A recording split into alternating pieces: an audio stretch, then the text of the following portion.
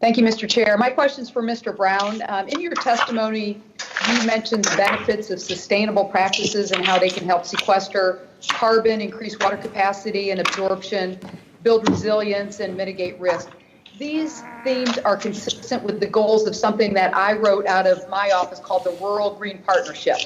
That's a framework of policies and principles that are geared toward getting rural America involved in the climate conversation and making sure that we play a part in spurring economic growth in our part of the country. So as a member of Congress who represents a district where ag is our main economic driver, and as chair of one of the subcommittees on this committee, the General Farm Commodities and Risk Management, these are all issues that are top of mind for me because they're top of mind for the growers and producers that I'm lucky enough to represent in northwestern and central Illinois. So over the past few weeks, we've been hosting a series of roundtables, and in every single one of them, our growers and our producers are talking about how they're engaging in sustainable best practice like cover cropping, no-till farming, but they don't feel that the federal incentives match up with the work that they're putting in on the farm. So, Mr. Brown, and then I would like you to go first, and then maybe Mr. Duvall, if you have something to add. Here's my question for the two of you. Where do you see potential for increased federal investment and incentives to help more farmers adopt these practices while also rewarding those who have already been active in this space? That is also something that we've gotten some questions on. Again, Mr. Brown, if you can go first, please. Thank you. Thank you for the work you're doing. Where it begins is as I said before, in education. You don't know what you don't know. We need to educate farmers and ranchers as to these principles. We need to show them that by applying these principles, they can significantly not only mitigate climate change, but they can significantly lower their input costs and increase their profitability. We seem to get hung up here on production and yield in pounds.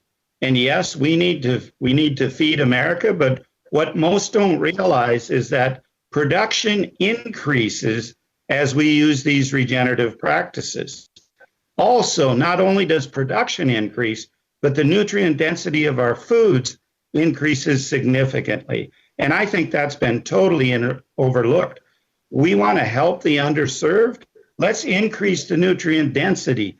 The only way we can increase nutrient density of foods is through healthy soils on land-based produced foods. Take a look at the work that Dr. Stefan Van Vliet is doing at Duke University Medical Center, using a mass spectrometer to measure over 2,500 different phytonutrient compounds in food.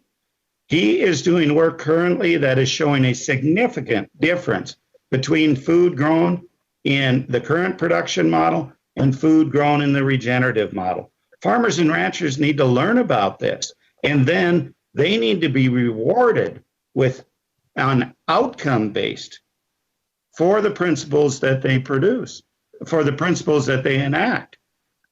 We cannot keep going down this model where the only incentive is based on yield in pounds. It does no good if we're feeding our society cardboard. Take a look at the facts. We're spending twice as much on healthcare as we are on food. Now, I'm all in favor of lowering the cost of food from the standpoint that, but we have to do it in a way that brings profitability back to the farm and ranch. I agree totally with Mr. Duvall on that. We have to increase profitability to the farms and ranches. He talked about margins being razor thin. Well, I'm sorry, one of the reasons I don't accept any government programs or subsidies is because I have decent margins because I've been able to lower my input costs due to the fact that I've enacted these principles. It all goes back to education. Thank you for your question.